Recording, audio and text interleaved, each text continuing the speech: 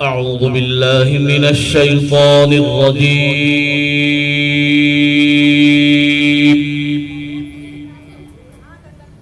بسم الله الرحمن الرحيم.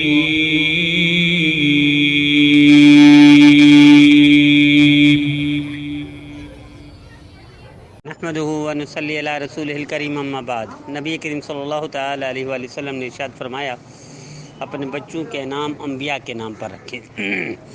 اور آپ صلی اللہ تعالی علیہ وآلہ وسلم نے یہ بھی ارشاد فرمایا کہ جو پسندیدہ نام ہے وہ ہے عبداللہ اور عبد الرحمن.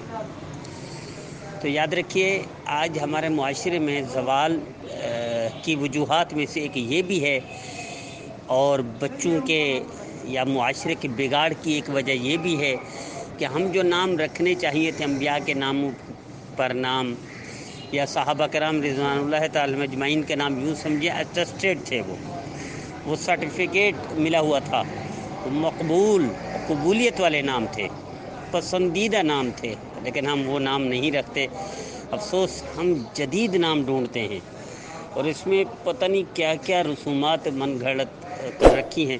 اس وجہ سے وہ بچوں پر اثرات اچھے نہیں آتے بلکہ برے اثرات آتے ہیں. حاضر انبیاء کے نام پر رکھیں گے تو نام بھی اثرات رکھتے ہیں، اس پر اثر ہوگا، اور دوسرے جدید نام رکھیں گے تو وہی اثرات آئیں گے.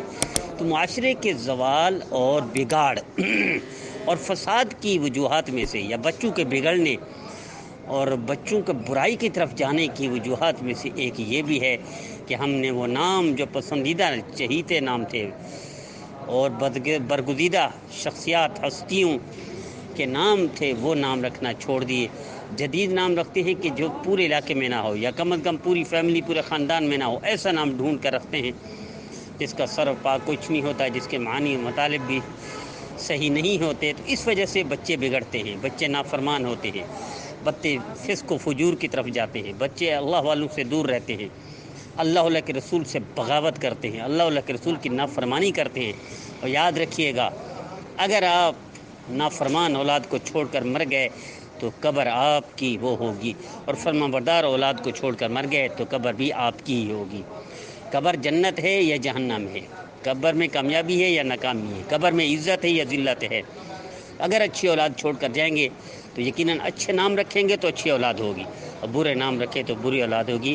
تو طے کر لیجئے کہ اگر نام بھی رکھیں تو نبی کریم صلی اللہ علیہ وسلم کی اتباع میں رکھیں، اور نبی کریم صلی اللہ علیہ وسلم کی اتباع میں نام رکھیں گے تو یقیناً اس میں برکت ہوگی، یقیناً اس میں خیر ہوگی، بھلائی ہوگی، اور اس کا فائدہ دنیا میں بھی ملے گا، آخرت میں بھی ملے گا.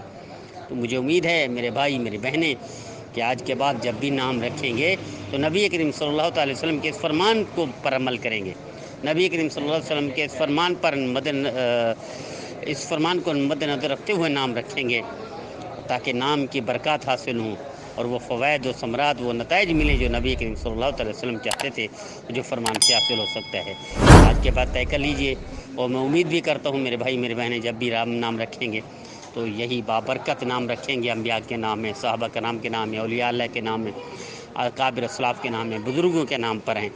تو یقیناً انشاءاللہ ثمرات بھی اچھے ملیں گے. اللہ ہم سب کو اس پر عمل کرنے اور آگے کرانے کی، خود عمل کرنے دوسروں کو کرانے کی، خود سننے اور دوسروں کو آگے پیغام پھیلانے کی، پہنچانے کی، اور دوسروں کو ترغیب دے کر تربیت میں حصہ ڈالنے کی، معاشرے میں بہتری کا کردار ادا کرنے کی توفیق عطا